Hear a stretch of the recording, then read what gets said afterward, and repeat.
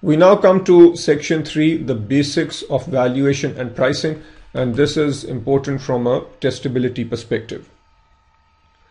Derivatives are typically valued by constructing a hedge between the derivative and the underlying that produces a risk-free position. So we use derivatives to create a risk-free position and figure out the cost of doing so. That cost will then imply the cost of the derivative instrument.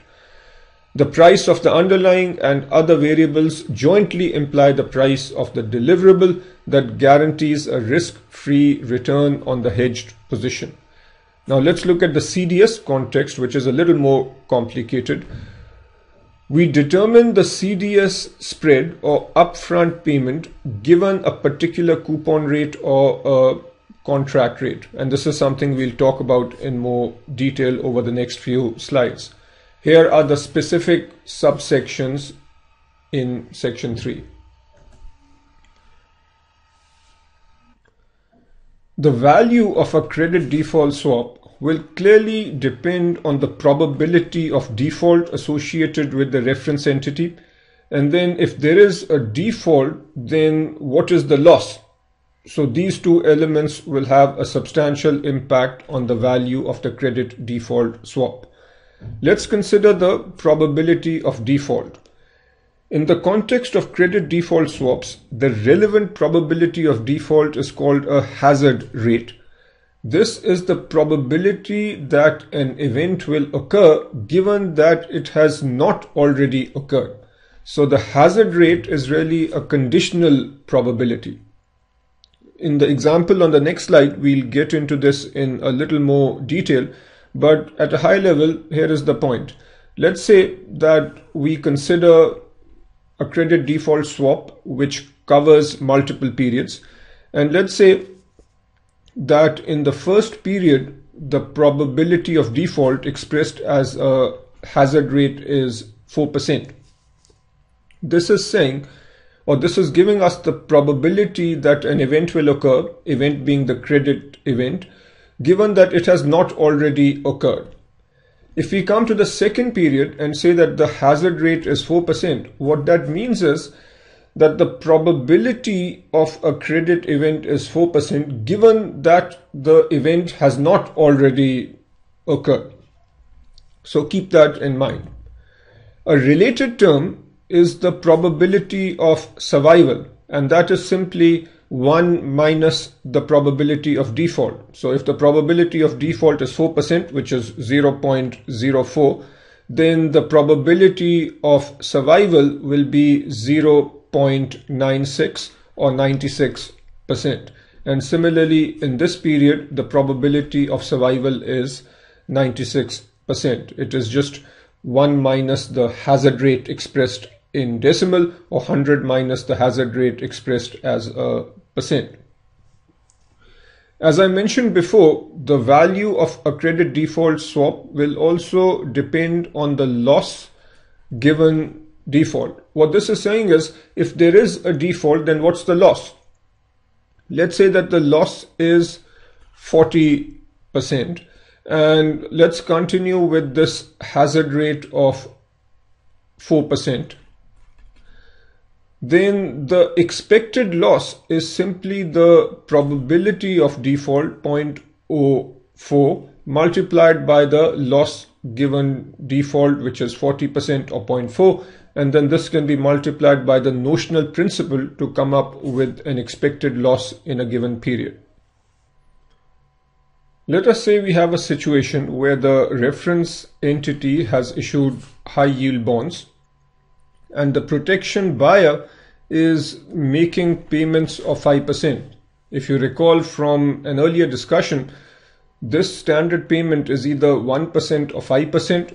For investment grade bonds, it is 1%, and for high yield bonds, the premium payment is 5%. As we analyze the reference entity and the probability of default and loss given default, we can come up with certain expected payments which the protection seller will have to make. Let us say that the credit risk of this reference entity and the bonds that the entity has issued is such that the present value of the protection leg is 120 million, and I'm just making these numbers up. The curriculum mentions that we don't need to get into too much detail, but the concept is straightforward. We can calculate the expected amount that this entity will have to pay, and then we can come up with the present value. And then we subtract the present value of the premium leg, which is saying that these are the premium payments. Let's come up with the present value. Say that number is 100 million.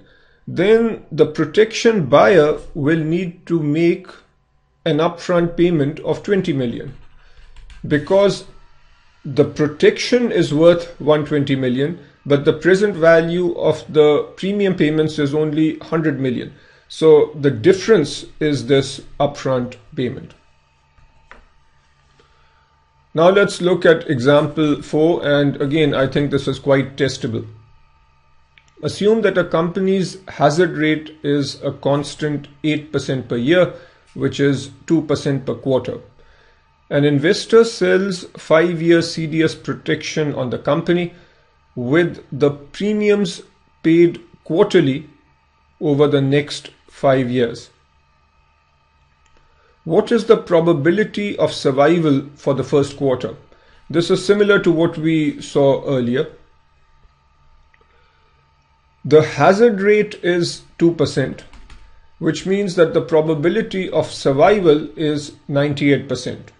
100% minus 2%. What is the conditional probability of survival for the second quarter? And again, this is 1 minus the hazard rate. The hazard rate is 2%, and as we discussed before, this is a conditional probability. It is the probability of default assuming no default has happened before. So the conditional probability of survival in the second quarter is also 98%. What is the probability of survival through the second quarter? That means that we survive in the first quarter and the second quarter.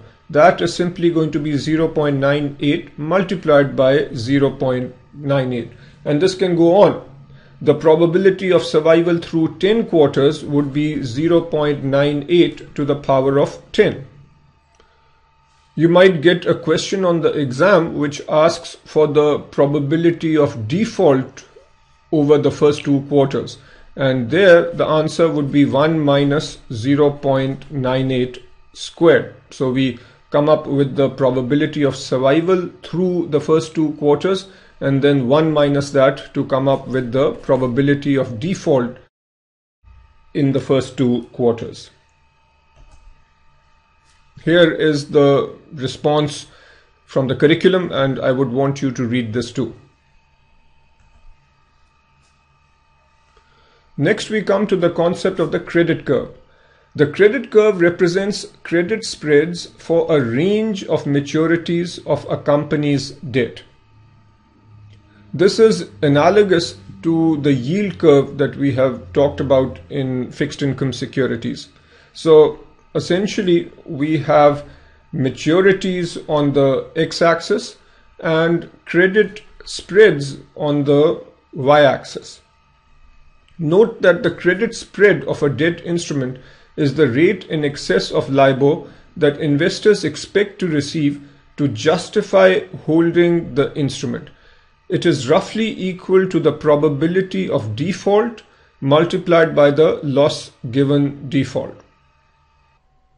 If you have an upward sloping credit curve, what this implies is that the credit risk or the credit spread associated with longer maturity instruments is greater than the credit spread associated with shorter maturity instruments. The credit curve is determined by CDS rates and is affected by a number of factors. The most significant factor is the hazard rate.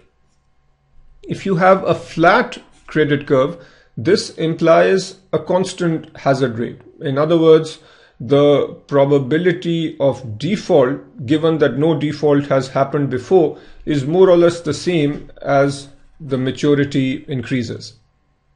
If we have an upward sloping curve, this implies a greater likelihood of default in later years, and that's shown over here. And that also then suggests that the credit risk is higher in later years. A downward sloping credit curve implies greater probability of default in earlier years and then less probability of default in later years. Example 5, change in credit curve. A company's 5-year CDS trades at a credit spread of 300 basis points, and that's indicated over here, and its 10-year CDS trades at a credit spread of 500 basis points. The first question, the company's 5-year spread is unchanged, so this number remains at 300 basis points, but the 10-year spread widens by 100 basis points, so the curve becomes more steep. Describe the implication of this change in the credit curve. What this is saying is that the credit risk in the 5-year period is staying the same. But in the 10-year period, the risk is going up. And this might be because maybe some substantial debt repayments need to take place. So the hazard rate is higher over here, which is why the spread increases. The next item, if the company's 10-year spread is unchanged, but the 5-year spread widens by 500 basis points, describe the implication of this change in the credit curve. So in the second scenario, the 10-year spread is the same, but 5-year spread increases a lot. This would imply that at least in this period, the company has substantial liquidity issues. The probability of default or the hazard rate is going up. But since the number or the spread is not increasing in the long term, what that is saying is that if the company survives, then the probability of default or the probability of survival in the longer term is not changing. Again, conditional on the company surviving. This is what the curriculum has to say, and I would encourage you to read this. Generally, when you see CDS pricing, you are likely to see CDS spreads because these are more informative than absolute prices. The same concept holds with bonds. Understanding the spread associated with a bond is more revealing than knowing the absolute price of a bond. Here is an important relationship to understand. The present value of the credit spread, which for now we will say is the same as the CDS spread, is equal to the upfront premium plus the present value of the fixed coupon. The fixed coupon is the standard payment that the protection buyer makes to the protection seller. This is the premium payment which we've been talking about all along. For high yield bonds, this is 5%. But that 5% might not be enough to compensate for the credit risk associated with the reference entity. So an additional amount needs to be paid. The present value of that additional amount is the upfront premium. We've talked about this before. Here is a simple formula to calculate the upfront premium. It is approximately equal to the credit spread minus the fixed coupon rate multiplied by duration. And hopefully this approximation makes sense. If the credit spread is larger than the fixed coupon, then obviously there will be a positive number here, which means that there is a premium that the protection buyer needs to pay. The greater this difference, the greater the upfront premium. The other aspect is the duration, and this is duration in years. Clearly, the premium for a 10-year CDS is going to be greater than the upfront premium for a 5-year CDS. You must remember this formula. Then credit spread is approximately equal to upfront premium over duration plus the fixed coupon. Notice that this can be derived algebraically from the previous expression. All we are saying is dividing both sides of this equation by duration. So you have upfront premium divided by duration, and then the credit spread is equal to this expression plus the fixed coupon. Basic algebra. If you know the upfront premium, then you can easily calculate the price of the CDS.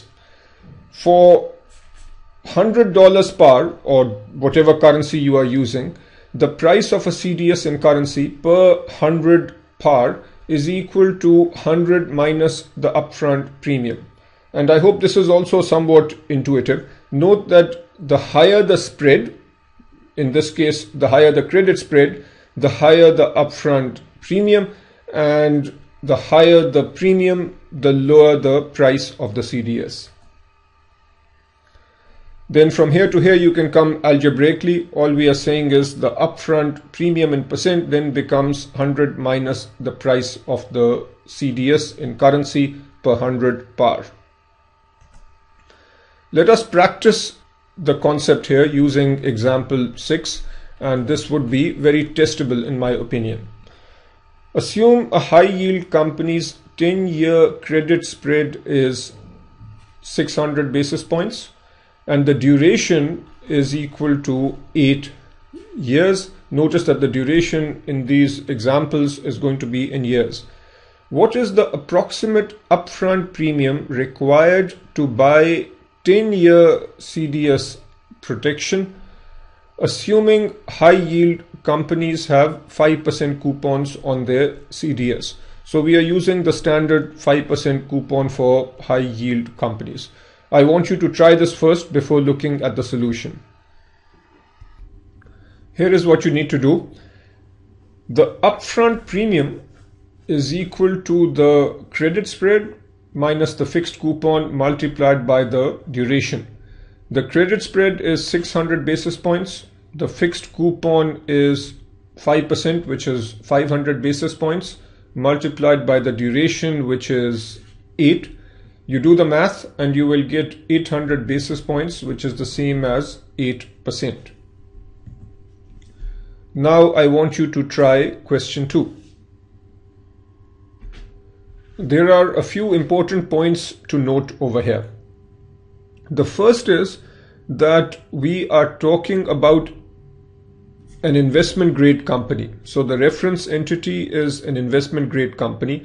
And while not explicitly given over here, but something we've discussed earlier, the standard coupon payment or the premium payment where the underlying is an investment grade company is 1%. That's the first point. The second is that in this particular case, the investor sold 5-year protection. So this is the investor, the protection seller, and had to pay a 2% upfront premium. In the examples that we've discussed so far, the risk of the reference entity is relatively high.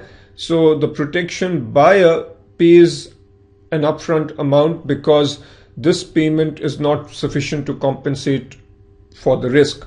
But what if the reference entity is safer or has lower credit risk relative to this amount? Then the protection buyer will actually receive an upfront payment from the protection seller, and that is the scenario over here. Mathematically, we then say that the upfront payment is negative. And just to reinforce this point, when the protection buyer is making a payment, then the upfront payment is considered positive. When the protection buyer is receiving a payment, then this number is considered negative. In our scenario then, since there is a 2% upfront premium, that should be expressed as a negative number. And let's say we are talking in basis points. So we'll have minus 200 is equal to the credit spread minus the fixed coupon. The credit spread is what we are going to find. minus the fixed coupon, which is 1% or 100 basis points, multiplied by duration, which is 4. We can do the maths, and then the credit spread will be 50 basis points or 0.5%. The next question is, what is the price of the CDS per 100 par? And for this we go to one of the other relationships that we just talked about. The price is equal to 100 minus the upfront premium expressed as a percent. The upfront premium is 2%, but as we've just discussed, we need to use minus 2% because the payment is being made by the protection seller. We therefore have 100 minus 2, which is equal to 102. This is the price of the CDS per 100 par. Here is the solution from the curriculum, which you should also read. As you can imagine, the value of a CDS changes during the life of the CDS. If we have a 5-year CDS contract, there will be an initial value which is calculated, and then over these 5 years, the CDS value will fluctuate. During this period, market participants constantly assess current credit quality of the underlying reference entity to determine current value and implied credit spread. As new information is received, for example, market participants determine that the credit risk is increasing, then what will happen to the CDS spread? That will go up. This therefore is pretty obvious. As the new information is received, it is incorporated in valuation models to estimate the new value of the CDS. Here are some basic relationships that allow us to calculate the profit for the protection buyer. This profit is going to be the change in spread times duration times notional amount. And hopefully this should be obvious. Remember, we talked about the protection buyer as being the short party which benefits if there is negative news associated with the reference entity. If the credit risk increases, then the spread will widen, so that's a positive number. Increase in spread is shown as a positive number. The impact of this is magnified by the duration, and then we multiply this by the notional amount. If the change in spread is negative, in other words, this reference entity becomes safer, then we'll have a negative number, which would imply a loss for the protection buyer and a gain for the protection seller. If we simply look at the percentage change in the CDS price, then that is going to be the change in spread in basis points multiplied by the duration. Now let's look at example 7. And I want you to do this first before looking at the solution. Here is what you need to do. The profit for the protection buyer is equal to the change in spread into duration into the notional amount. And actually what the question is first asking for is, does the investor who's a protection buyer benefit or lose? Hopefully this is obvious. The credit spread was originally 500 basis points and then widens or increases to 800 basis points. The quality of the reference entity has deteriorated. This means that the protection buyer benefits, and that is illustrated in this formula also. The change in spread or an increase in spread is shown as a positive number, that is 300 basis points multiplied by duration, which is 4. This will give us the percentage change in basis points multiplied by 10 million. That will give us the actual profit. So the change in spread multiplied by duration gives us 1200 basis points, which is the same as 12%. The answer then in terms of the profit is 12% of 10 million, which is 1.2 million. This is the profit for the protection buyer. Had the credit spread gone down from 500 to, let's say, 200, then we would get a negative number here, and that would indicate a loss for the protection buyer and a gain for the protection seller. Here is the calculation from the curriculum. Monetizing gains and losses. As the borrower's credit quality changes through time, the market value of the CDS changes, giving rise to gain or loss for CDS counterparties. We've talked about that already. The question is, how can this gain or loss be monetized? The counterparties can realize the gains or losses, and this realization of gains or losses is called monetizing. This can be done by entering into a new offsetting contract which matches the terms of the original CDS. And this is the most common way of monetizing gains and losses. Another method is to exercise the CDS in response to a default. This is what the protection buyer can do. There is a default and the protection buyer effectively exercises the CDS. And the third and least common method is for the protection seller to hold the position till expiration. This works if the reference entity does not default and the protection seller then keeps receiving the premium payments. We now come to the final section of this reading, which is the application of credit default swaps. Credit default swaps are used to increase or decrease credit exposure, or to capitalize on different assessments of the cost of credit among different instruments tied to the reference entity, such as debt, equity, and derivatives of debt and equity. So the two major categories that we will discuss. One is managing credit exposures, either increasing or decreasing credit exposure, and the other is valuation differences and basis trading. These are the two subsections in section 4.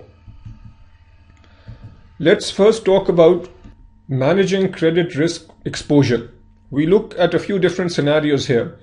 The most obvious utility or application of a credit default swap is to decrease credit exposure.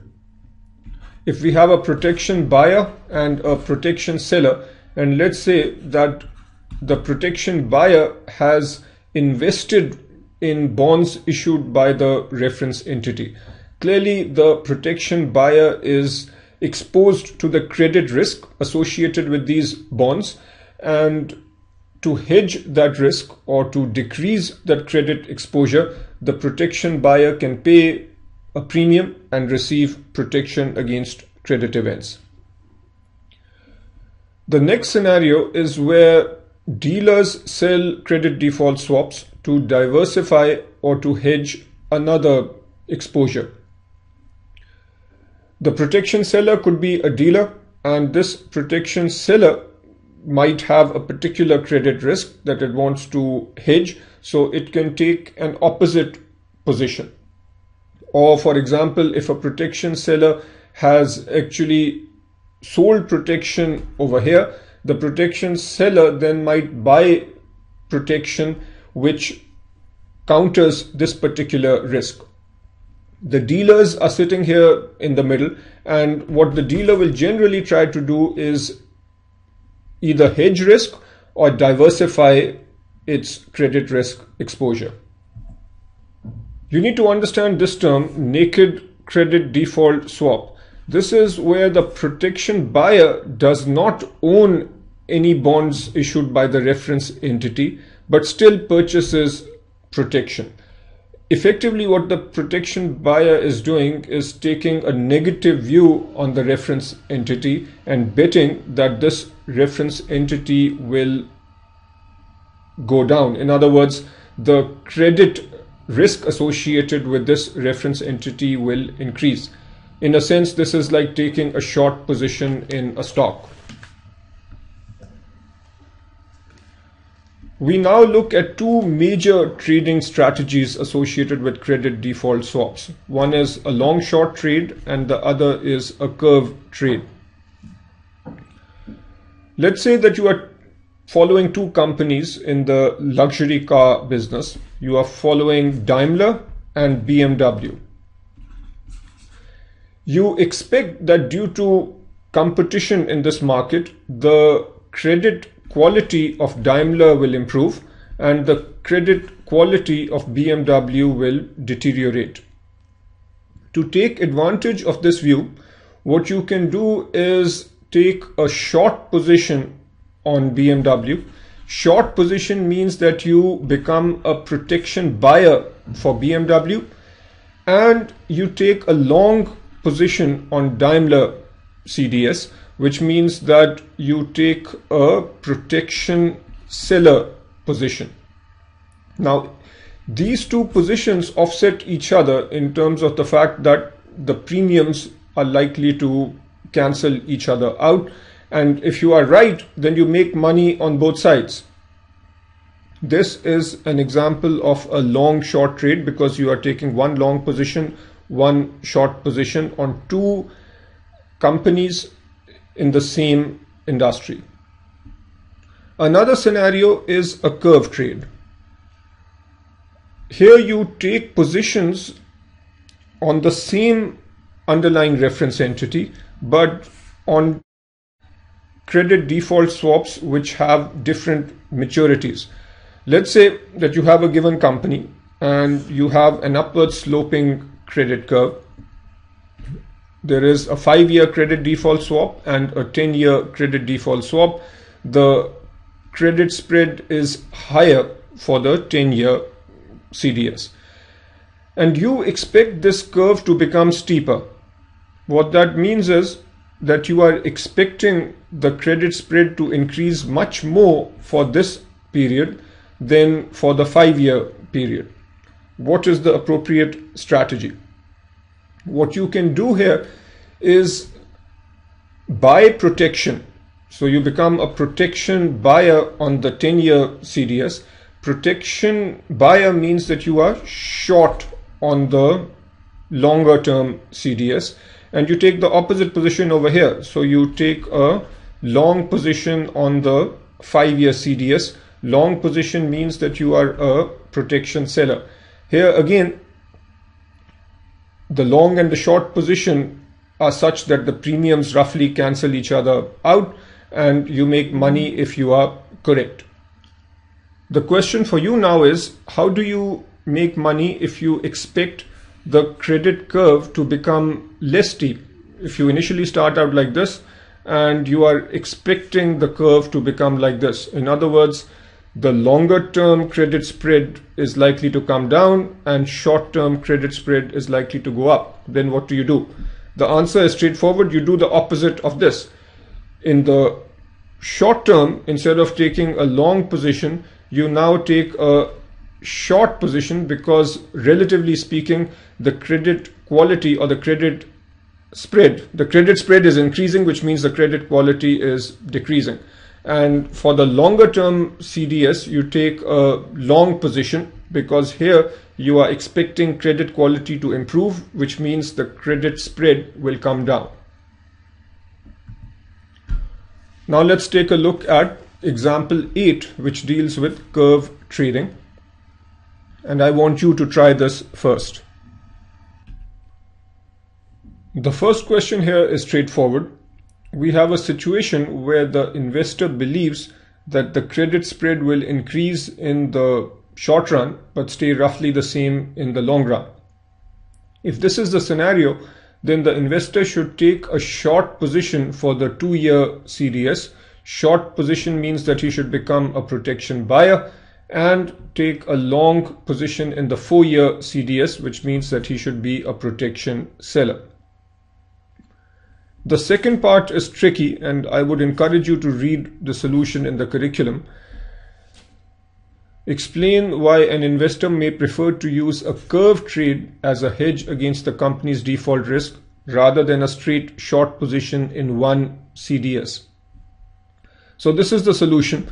Going short one CDS and long another reduces some of the risk because both positions will react similarly but not equally, and that's the key to information about the entity's default risk. Another important point is that the cost of one position will be partially or more than wholly offset by the other, given that you have a short and long. So these two transactions or the costs will either partially or completely offset each other.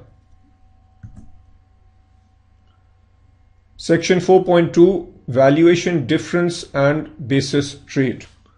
This is the last section in this reading. It is possible that the credit spread implied by the bond market is different from the credit spread implied by the CDS market. A difference in the credit spread in these two markets is the foundation of a strategy known as basis trade, and you need to remember this. Up till now, we've generally assumed that the credit spread is the same as the CDS spread, and by and large that is true. But if at some point there is a difference, then that difference is called the basis, and a strategy that takes advantage of that difference is called a basis trade. What I would encourage you to do here is read this segment of the curriculum with me, because this explains the basis trade strategy very well. We have a situation where the bond market implies a 5% credit risk premium. So we'll say bond market 5%, and the CDS market implies a 4% credit risk premium. CDS 4%. Before going on, let's make sure you understand what strategy to use. There seems to be more credit risk implied in the bond market than in the CDS market. So at a high level, what should the investor do? If this is relatively high, the 5% spread, that means the price of the bond is relatively low. So clearly the investor should buy the bond. At the same time, if the investor takes a position such that he has protection against the price going down, that would mean that the investor takes a short position, which means he is a protection buyer. If the bond does default, then he gets protection because of the CDS. Now let's just read this. The trader does not know which is correct. So he doesn't know whether this is correct or this is correct, but believes these two rates will eventually converge. From the perspective of the CDS, its premium is too low relative to the bond credit risk premium. From the perspective of the bond, its premium is too high relative to the CDS market, which means its price is too low. The key point is it's the relative difference that matters. So the CDS market could be pricing in too little credit risk, and or the bond could be pricing in too much credit risk. Either market could be correct, but it does not matter. The investor could buy the CDS, thereby purchasing credit protection at what appears to be an unjustifiably low rate. This is actually a short position, and buy the bond, thereby assuming credit risk and paying an unjustifiably low price for the bond. The risk is balanced because the default potential on the bond is protected by the CDS. If convergence occurs, the trade would capture the 1% differential in the two markets. Let's look at example 9 now. The first thing you need to do is calculate the bond's credit spread. Notice that we are given the bond's overall yield, and we are also given the market interest rate. The credit spread, simplistically put, is the difference between the two, which is 3.5%. The spread associated with the CDS is 3.25. Since the credit spread on the bond is more, this means that relatively speaking the bond is underpriced, and therefore the investor should buy the bond. At the same time, the investor should buy protection. So he should become a protection buyer, which means he is taking a short position. And that is what is explained over here. On the exam, you might get an opposite scenario where if the market interest rate was 3%, then the credit spread associated with the bond would be 3%, 6 minus 3. And here we would do the opposite. So we would short the bond and go long on the CDS if this were the case. That brings us to the end of this reading. As always, I would encourage you to go over the summary. You need to understand the fundamental concept of a CDS. And I've done this enough times, but just one last time. You have a protection buyer, protection seller, and a reference entity. The protection buyer makes a standard payment to the protection seller. That payment is either 1% or 5%. For high yield bonds where the underlying is some sort of a high yield instrument, the standard payment is 5%, otherwise it is 1%. If there is a credit event, then the protection seller needs to make a payment, either deliver the underlying or do a cash settlement based on cheapest to deliver. In addition to these payments, there is an upfront payment which needs to happen. If we say that the underlying is a high yield bond, then the standard payment is 5%, but the risk associated with the underlying, let's say, is more than 5%. Then there will be an upfront payment that the protection buyer needs to make. On the other hand, if the risk associated with the underlying does not justify a 5% rate, then the payment will be made by the protection seller. This is the upfront payment. We then went on to talk about the applications of credit default swaps. The most basic and simple application is where a company might have invested in a bond, is concerned about the credit exposure, and then buys protection to cover or hedge against that credit exposure. You might also have dealers who might want to hedge their exposure or diversify their credit exposure. And then we talked about several different kinds of trades which can be used in the context of credit default swaps. There are only 5 learning objectives. I want you to read those objectives and then see if you can say something sensible about each learning objective. We have diligently done all the examples from this reading, and I'm quite confident that if you get something on your exam related to this reading, it will be based on the examples. Unfortunately, this reading does not have practice problems, so you will have to rely on practice from other sources. That is it.